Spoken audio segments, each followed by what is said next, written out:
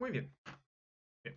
El siguiente video es para más o menos dar una guía para el ejercicio número 2 del trabajo, donde se les pide analizar, ¿cierto?, esta planta, una planta muy parecida a esta, pero el análisis, aunque cambie la función, es igual para todas.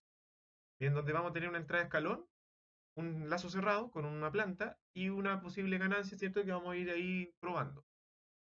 Entonces, lo que voy a hacer ahora es, una de las primeras cosas que uno pide determinar acá, es ver qué sucede con el error en estado estacionario de esta planta. Bien. Entonces aquí vamos a anotar por acá el error en estado estacionario. Ese es el primer parámetro que se suele calcular en este tipo de ejercicios. Y recuerden que el error en estado estacionario se calcula como el límite, cuando S tiende a 0, de S por R de S sobre 1 más G de S. ¿Ya? En donde R de S corresponde a la entrada y se calcula como A dividido en S. En realidad la entrada siempre se entrega y A es la magnitud del escalón. Ya no se les olvide eso. La magnitud del escalón. En este caso vamos a suponer que el escalón vale 5. Un escalón de magnitud 5, por lo tanto nos va a quedar 5 dividido en S. Bien. Ese es el primer parámetro que hay que ingresar en la fórmula, que es en realidad el más sencillo, y el GDS también es simple, porque en realidad GDS va a ser todo lo que esté en la parte interna del lazo cerrado. Me refiero a todo esto. Si hay más de un bloque, obviamente ustedes lo deben multiplicar. Bien. Por lo tanto, acá vamos a tener que este es GDS. Por lo tanto, en la fórmula solamente tenemos que ingresar el GDS, que va a ser la multiplicación de todos los bloques internos, y el RDS, que es la entrada. ¿Cómo nos va a quedar la función? El límite, cuando S tiende a 0, de S, S por RDS, que vale 5 dividido en S. Vamos a hacer el 5 un poco más cuadrado. Y sí, sobre 1 más GDS. GDS vale 8 sobre S al cubo más 2S cuadrado más 7S más 5. Bien, en este caso, si se fijan acá, las S se pueden simplificar, eso es común en todos estos tipos de ejercicios, ¿ya? Por lo tanto, ahí nos va a quedar lo siguiente. Ahora, como eliminé ya la posible indeterminación, es básicamente simplificar lo que me provoque que se provoque una división por cero, ya puedo evaluar en cero. Acá lo que debemos hacer ahora es evaluar S en cero, según lo que me dice el límite, y el límite siempre tiende a cero. Y si yo evalúo en cero, todas las S se hacen cero. Por lo tanto, esa es cero, ese es cero y ese es cero. Finalmente, nos va a quedar algo así. 5 dividido en 1 más 8 dividido en 5. Bien. Hacemos los cálculos. 5 dividido en, bueno, sacamos mínimo como múltiplo, me va a quedar 5 más 8 dividido en 5, ¿cierto? Poniendo que acá hay un 1. El mínimo como un 5, ¿cierto? 5 dividido en 1, 5. 5 por 1, 5. Más 5 sobre 5, 1. 1 por 8, 8. Eso nos va a dar 5 dividido en 13 sobre 5. Y ahí podemos sacar, ¿cierto?, que esto nos va a dar 25 dividido en 3. De acá se saca, ¿cierto?, el decimal, el valor decimal que tiene eso, y nos va a dar 25 dividido en 13, 1,69. Podemos notar el tercer decimal para darle un poquito más de exactitud. Bien, ese es el valor del error en estado estacionario. La idea ahora, disculpen, no es 25 dividido en 13, lo ingresé mal en la calculadora, perdón, es 1,923. 9, 2, ahí sí. Ese es el error en estado estacionario. ¿Cómo se ve en MATLAB? Vamos a ir a Simulink, voy a dibujar todo el sistema desde cero. Voy a agregar acá los elementos. Por ejemplo, primero vamos a agregar la entrada en Source. Agregamos el escalón. Ahí está. Luego nos vamos a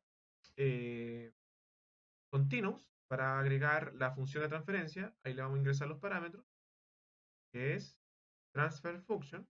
Ahí está.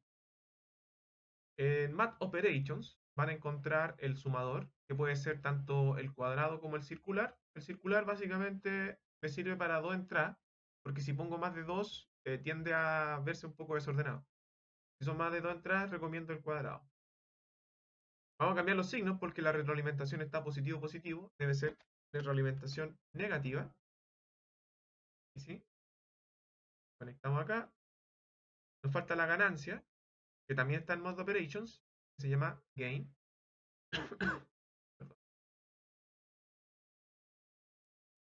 voy a tener que borrar la línea, parece que no tomo el auto. Conectamos aquí, conectamos acá y realizamos la retroalimentación. Ahí le vamos a ingresar luego los valores a la función. Vamos a armar primero la estructura. En Sinks van a encontrar los visualizadores. Para visualizar gráficas ponemos el scope, ¿ya? Para visualizar valores fijos tenemos el display. Ya vamos a poner un display por acá. Podemos poner dos para ver aquí algo que les voy a mostrar. Y lo que podemos agregar también acá para que se vea un poco más ordenado es un signal routing, que es un multiplexor, ¿ya? El multiplexor permite canalizar, disculpen, varias entradas en una sola salida. ¿Qué voy a canalizar acá? La salida del sistema, la salida acá de la planta, y la voy a canalizar, también quiero visualizar acá la entrada. Recuerden que este step es la entrada. Entrada. Bien. Y este es mi GDS. Y este, ¿cierto? Es la ganancia que... Este visualizador que está acá arriba, lo vamos a tomar acá a la salida del comparador. En la salida del comparador es donde está la señal de error.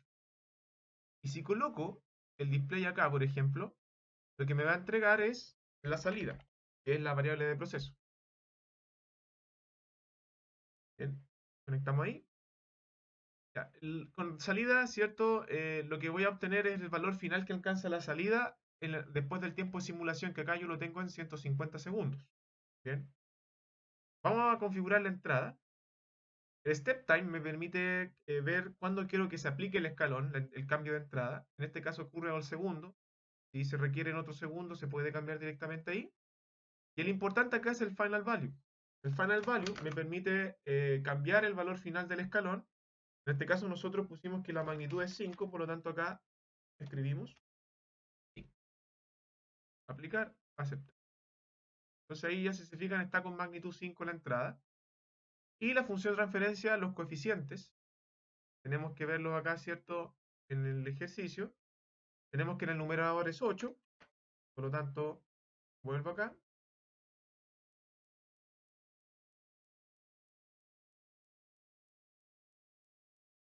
8. Y en el otro son, revisar al tiro, me quedó la pista. 1, 2, 7 y 5. Recuerden que se notan solamente los coeficientes, el 1, el 2, el 7 y el 5. Y con eso MATLAB automáticamente va a reconocer las potencias de este. 1, 2, 7, 5. Voy a corroborar. Está bien.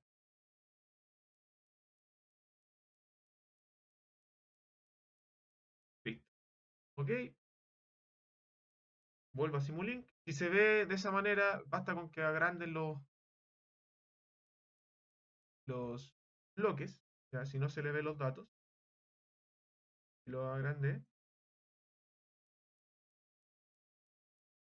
Ordené un poquito donde estaba muy chico el lazo. Ya.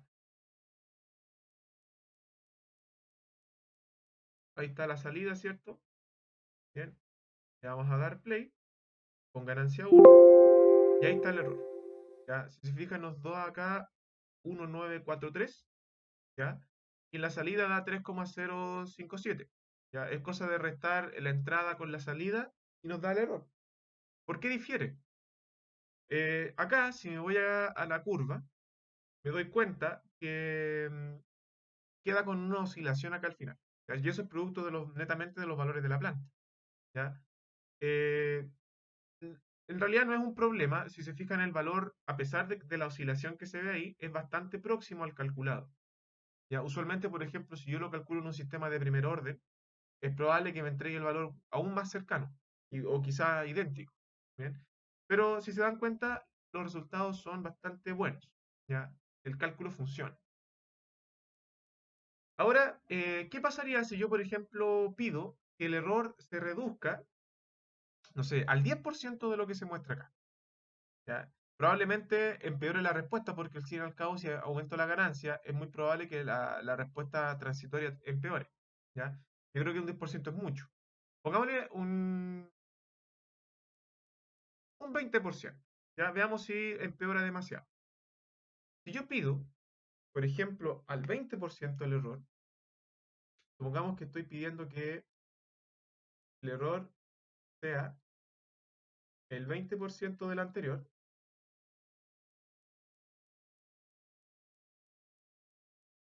esto es lo que estoy pidiendo ahora, ¿ya?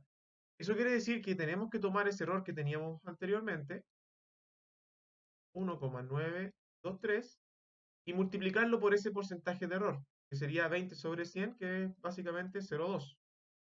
Si multiplicamos 1,923 por 0,2, obtenemos que el error que yo deseo, el error nuevo, vamos a ponerle con sub n, va a ser igual a 0,38,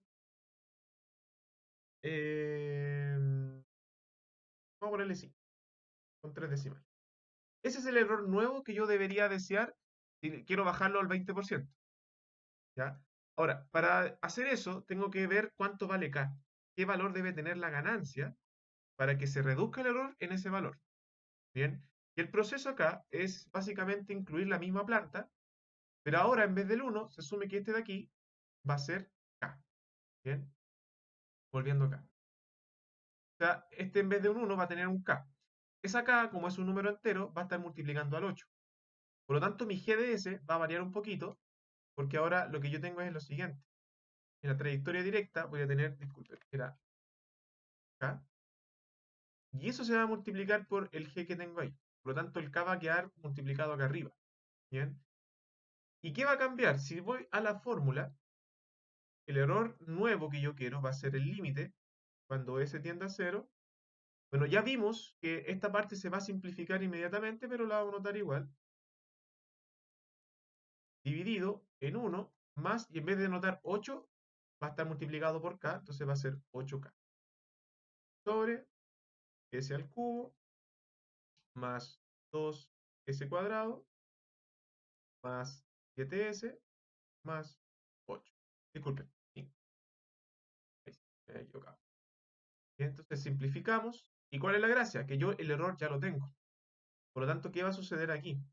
Como ya sé cuánto vale el error, ingreso su valor, 385, que en realidad es mi error deseado. Como les dije, ¿cierto? Como ya sabemos que no hay indeterminación, yo puedo hacer inmediatamente nuevamente estos dos ceros y me va a quedar lo siguiente.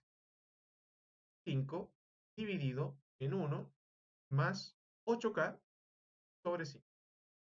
Y aquí hay que tener cuidado en el despeje. No sumar apresuradamente como se hizo anteriormente porque ahora el 8 tiene una K. Por lo tanto, es un término distinto de 5. No se pueden agrupar. Lo que podemos hacer acá de forma sencilla es calcular inmediatamente cuánto vale 8 dividido en 5. Eso me da 1,6. Por lo tanto, acá podemos decir que 0,385 va a ser igual a 5 dividido en 1 más 1,6K. Vamos a hacer los cálculos, vamos a pasar multiplicando todo este término hacia allá y este va a pasar dividiendo y nos va a quedar 1 más 1,6K igual a 5 dividido en 0,38. Hacemos el cálculo ahí.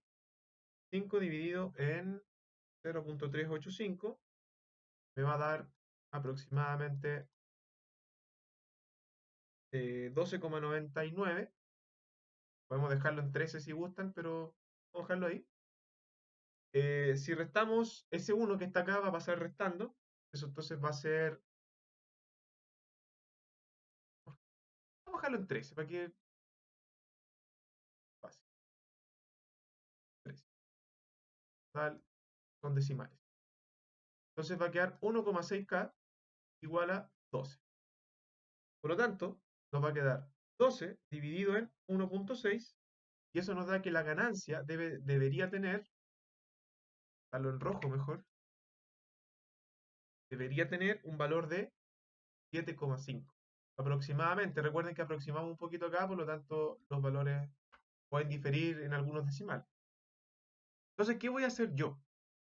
Me voy acá al sistema, puedo variar la planta, puedo variar la ganancia acá, ingresarle un valor de 7,5. Vamos a hacer lo siguiente, voy a copiar todo,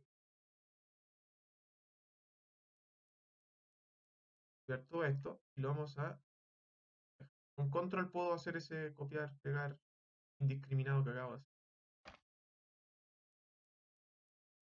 Pero voy a mantener la misma entrada, no hay para qué cambiarla.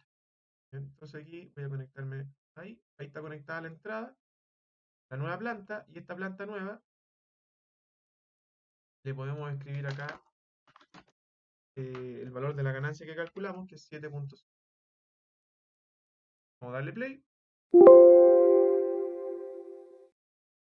Ya no se alcanza a ver el error. ¿Por qué?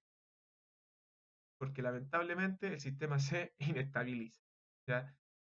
Si bien el cálculo me dice que puedo reducir el error en un valor dado, en este caso no se va a poder. ¿Ya? ¿Por qué? Si yo tomo esta planta, y esto se los voy a demostrar con MATLAB,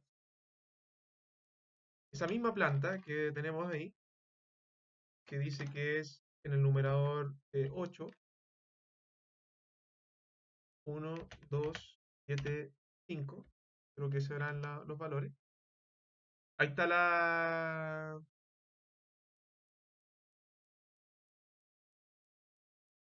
8 sobre 5, 275, ahí está bien.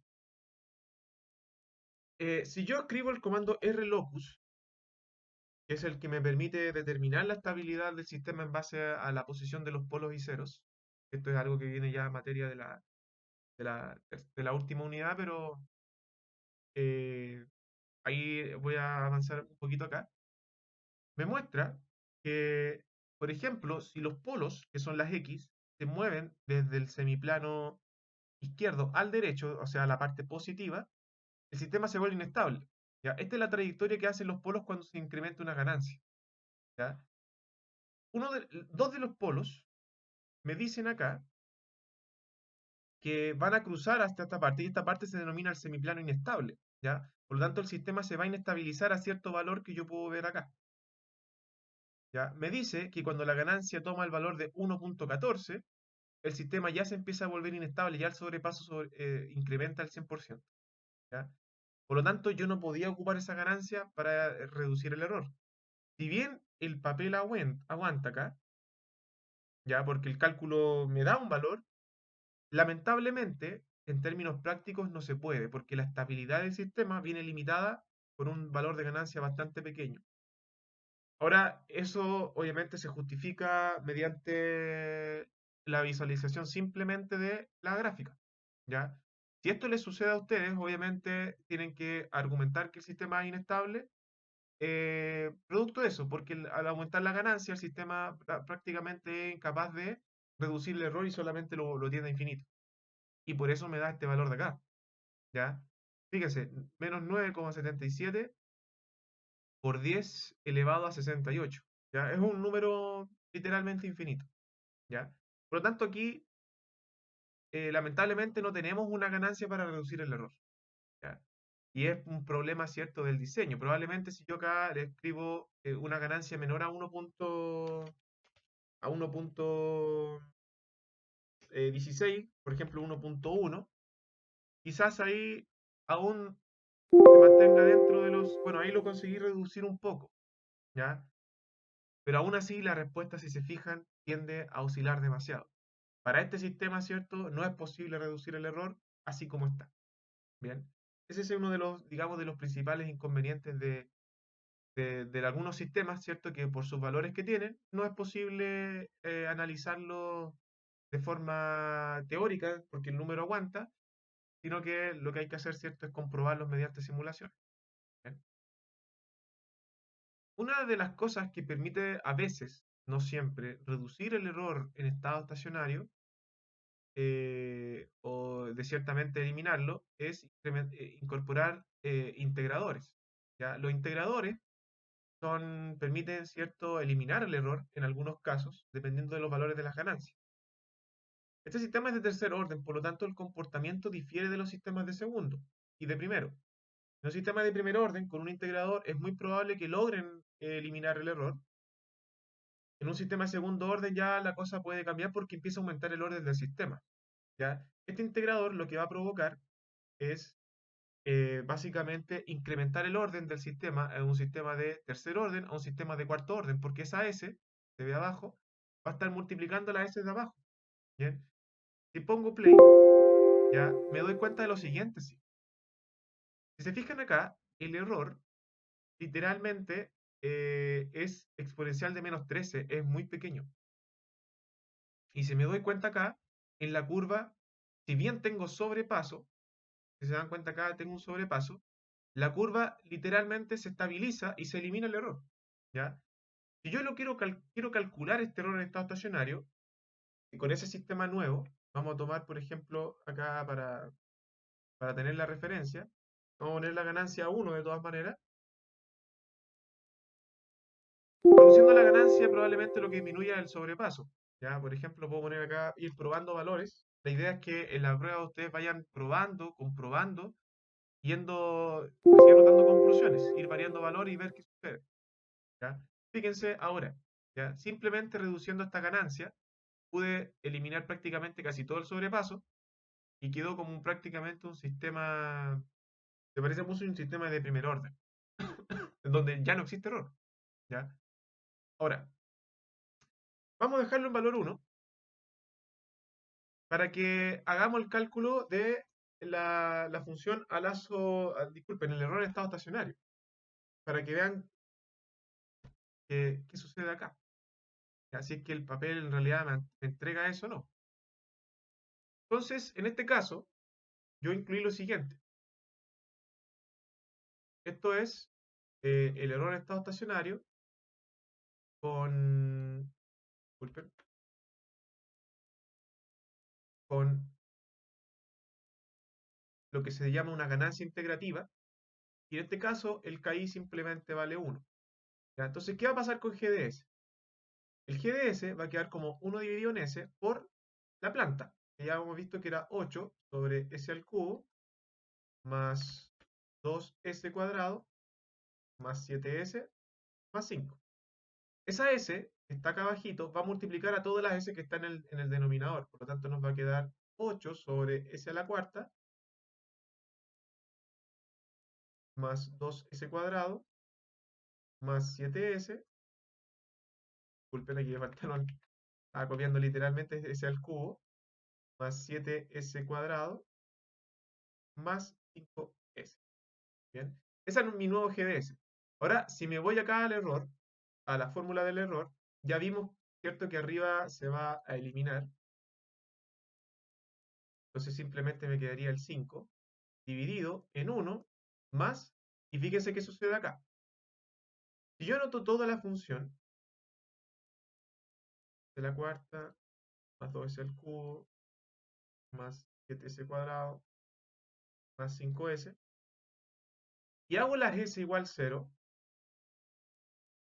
todo esto va a desaparecer, ¿cierto? Por lo tanto, me va a quedar acá una especie de indeterminación. 5 sobre 1 más 8 dividido en 0. Y eso en términos matemáticos no existe. Y aquí es donde se aplica la definición de límite.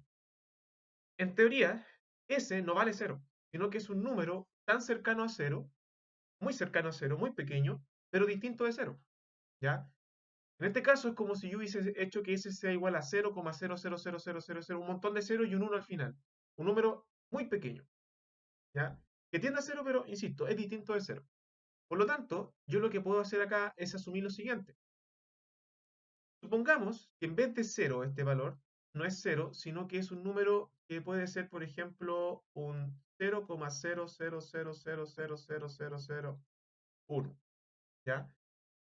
Si yo, por ejemplo, tomo ese 8 y lo divido por un número, por ejemplo, vamos probando valores, 0,001, le puse 4 0 y un 1, estoy haciendo una calculadora aparte por si acaso, me da 80.000. Si yo ese mismo 8 lo divido ahora por, no sé, 6 ceros y un 1, me da 80 millones. Por lo tanto, cuando yo un número, cualquier número, lo divido por un número infinitamente pequeño, muy cercano a cero, este número de acá, completo, tiende a infinito, ¿ya? Se vuelve un número inmensamente grande. Por lo tanto, nos va a quedar algo así, fíjense. 5 sobre 1 más infinito. Bien. ¿Infinito cuánto vale? No lo sé, pero es un número inmensamente grande. Cualquier número, si yo a un número grande le sumo otro número, me va a seguir dando infinito, o sea, va a seguir siendo un número gigante. Y aquí está otra teoría. Si yo tomo un número y lo divido por un número infinitamente grande, supongamos un 10 elevado a 100, yo tomo el 5 y lo divido por 10 elevado a 100, que es un número muy grande, voy a ver que me va a dar 5, por ejemplo, me va a dar 5 por 10 elevado a menos 100. Un número que tiene un 0, y 99 ceros y recién tiene un 5. Por lo tanto, si yo tomo un número, y ahora es al revés, si tomo un número cualquiera y lo divido por un número infinitamente grande, este número tiende a 0. Por lo tanto, ahí se demuestra que el error en estado estacionario es igual a 0. ¿Ya? Y ese es, ¿cierto? Es otro tema que de repente cuesta analizar, porque en realidad, bueno, acá en este caso se comprueba, ¿cierto? Que da 0 tanto en MATLAB como en los cálculos, ¿ya? Se fijan acá, da un número muy pequeño, ¿ya? Eh, por 10 elevado a menos 16. Estamos hablando de un número que tiene 17, tiene, ¿cuánto? 16 decimales, de esos 16, 15 son ceros, y el resto, bueno, un poquito más, un poquito menos, disculpen, porque tiene más decimales acá. Pero lo que voy es que un número muy pequeño. Por lo tanto, el valor, ¿cierto?, del error prácticamente se podría decir que es cero, ¿ya?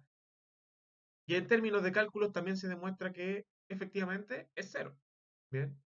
Por lo tanto, ese integrador tiene esa cualidad, ¿ya?, de eliminar el error. Ahora hay que tener cuidado, porque si esa ganancia se incrementa demasiado, ocurre lo contrario. Es muy probable que el sistema nuevamente se vuelva a inestabilizar. Fíjense, la curva alcanzó una amplitud, no se alcanza a ver muy bien, de 10 elevado a 81. 10 elevado a 81. ¿Ya? Por lo tanto, nuevamente el sistema se inestabiliza, ¿cierto? Por lo tanto, ahí hay un rango de valores de ganancias las cuales yo puedo jugar, que obviamente no me puedo pasar mucho y tampoco puede ser muy pequeña. Bien, eso se va a estudiar en la cuarta unidad por si acaso. Ese es el análisis que yo estoy pidiendo que se haga en Simulink. ¿Ya? En la evaluación, ¿cierto? La idea es que vayan probando valores, vayan anotando conclusiones, que se note, ¿cierto?, que se trabajó en el programa. ¿Bien? Espero que el video les sirva de ayuda. Ahí va a estar disponible para ustedes. Les deseo mucho éxito.